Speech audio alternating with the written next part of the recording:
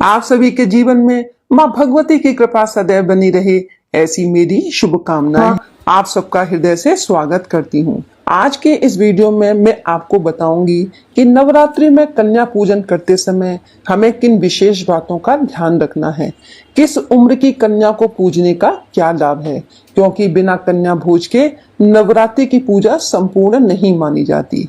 तो चलिए अपने इष्ट देव को प्रणाम करते हुए आज की वीडियो का शुभारंभ करते हैं। भारतवर्ष की सनातन परंपरा में नवरात्रि का प्रारंभ घट स्थापना से होता है और कन्या पूजन पर समापन किया जाता है। नवरात्रि में कन्या पूजन का विशेष महत्व है। 9 कन्याओं को 9 देवियों के रूप में पूजन के बाद ही भक्त व्रत पूरा करते हैं। नवरात्रि की सप्तमी से कन्या पूजन शुरू हो जाता है। सप्तमी, अष्टमी और नवमी के दिन इन कन्याओं को 9 देवी का रूप समझकर पूजा जाता है। पूजन के लिए आमंत्रित कन्याओं को कंजकें भी कहा जाता है, अतः यह पूजन कंजक पूजन के नाम से भी प्रसिद्ध है। कन्या पूजन का मैं आपको महत्व बताती हूँ। देवी पुराण के अनुसार कन्या की पूजा करने से देवी दुर्गा अति प्रसन्न होती हैं। इतना ही नहीं, कन्याओं को भोजन कराने से कुंडली में ग्रहों की स्थिति भी ठीक हो जाती है। मान्यता है कि कन्या पूजन करने से दरिद्रता समाप्त होती है। यदि कर्ज में डूबे हुए हैं तो मुक्ति मिल जाती है, विद्या की प्राप्ति होती है और जीवन में सुख एवं समृद्धि भी प्राप्त होता है। कैसे करें कन्या पूजन? कन्या पूजन के लिए कन्याओं को एक दिन पहले सम्मान के साथ आमंत्रित करें। कन्या पूजन के दिन आप सुबह जल्दी उठें, अपने घर की साफ सफाई अच्छे से करें, क्योंकि माँ भगवती को सफाई बहुत पसंद है। जब कन्याएं आपके घर पर आएं, तब पुष्प वर्षा से उनका स्वागत करें। नव दुर्गा के सभी 9 नामों का जयकारा लगाएं। कन्याओं को आसन पर बिठाकर स्वच्छ पानी या दूध से भरे थाल में पैर रखवाकर अपने हाथों से उनके पैर धोएं। पैर छूकर आशीष लें। कन्याओं के माथे पर रोली चावल का टीका करें। इसके बाद हाथों में रक्षा सूत्र बांधें। इन्हें आप चुनरी भी उड़ा सकती हैं। माँ भगवती साक्षात विराजमान है, ऐसा ध्यान करने के बाद इन देवी स्वरूप कन्याओं को भोजन कराएं। भोजन के बाद दक्षिणा दें और उपहार दें। पैर छूकर आशीष लें। कन्याओं की आयु 2 वर्ष से 10 वर्ष के भीतर हो तो अति उत्तम है। कम से कम 9 कन्याओं को बुलाना चाहिए, जिसमें से एक बालक होना भी अनिवार्य है, जिसे हनुमान जी का रूप माना गया है। यदि भोजन पर 9 से अधिक कन्याएं आ रही हैं तो सबका स्वागत करें। कन्याओं की संख्या घटाई और बढ़ाई भी जा सकती है। जाते समय कन्याओं को फल भी अवश्य दें और अपने ऊपर कन्याओं से सर पर अक्षत छुड़वाएं।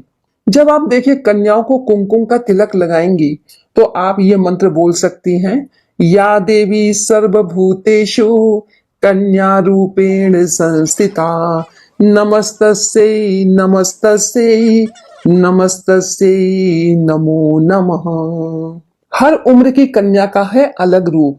देखिए, नवरात्रि के सभी दिन एक कन्या का पूजन होता है, जबकि अष्टमी और नवमी पर 9 कन्याओं का पूजन किया जाता है। 2 वर्ष की कन्या का पूजन करने से घर में दुख और दरिद्रता दूर हो जाती है। 3 वर्ष की कन्या त्रिमूर्ति का रूप मानी गई है।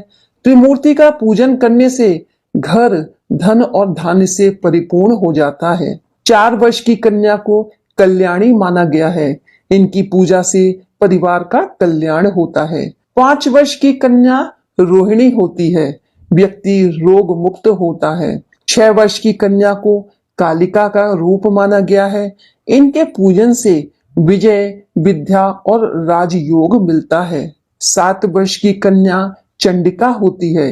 इनके पूजन से घर में ऐश्वर्य की प्राप्ति होती है।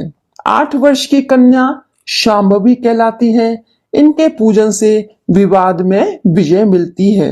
9 वर्ष की कन्या दुर्गा का रूप होती हैं।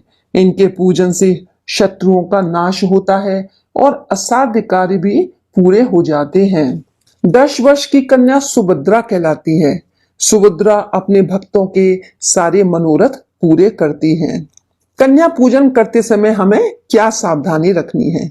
कन्याओं को खिलाने के लिए भोजन बिल्कुल सात्विक होना चाहिए। भोजन कराने से पहले भोजन छूटा ना करें। कन्या भोजन से पहले किसी और को भोजन ना कराएं। कन्याओं के साथ भेदभाव बिल्कुल ना करें। प्लास्टिक की चीजें उपहार में ना दें। यदि आप ये छोटी छोटी सावधानियां रखेंगे तो आपका कन्या पूजन अवश्य सफल होगा। अगर घर बुलाकर कन्या पूजन आपके लिए संभव ना हो तो किसी मंदिर में आप भोजन का दान कर सकते हैं।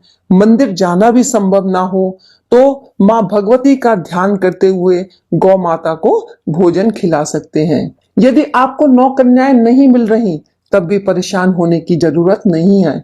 आपको जितनी कन्याएं मिले उन्हीं का सच्चे मन से पूजन करें। इस दिन जरूरतमंदों को कुछ न कुछ दान अवश्य करें। आज की वीडियो में बस इतना ही। यदि आप मेरे चैनल पर नए हैं तो प्लीज मेरे चैनल को सब्सक्राइब करें, वीडियो को लाइक करें, शेयर भी करें, बेल आइकन को प्रेस करें ताकि आपको आगे आने वाली वीडियोस का नोटिफिकेशन प्राप्त हो सके। हर हर महादेव, जय भोलेनाथ।